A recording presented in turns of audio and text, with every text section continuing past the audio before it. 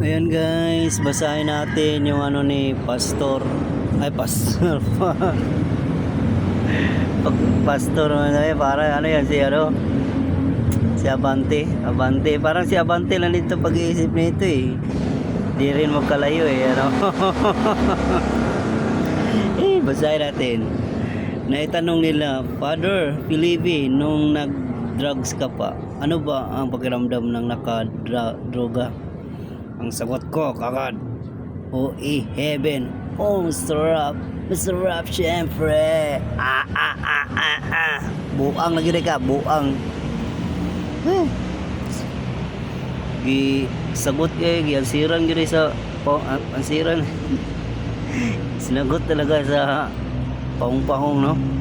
Ay, nang yun. Tingnan mo yung mukha niya guys, oh. Mukha niya ba? Wala na talaga. Wala na tong magandang madala nito sa simbahan nito eh. Siguro kung ito yung nagdadala sa simbahan ng mga young people, siguro mapunta sa mapunta sa mga hindi ka nais na maggagawain ng mga young people niya. Pero yun mo pa naman, sus ko Ginoo, wala talaga. Bakit hindi pa tinanggal dyan sa yan, pagiging pare yan sa lugar nila eh.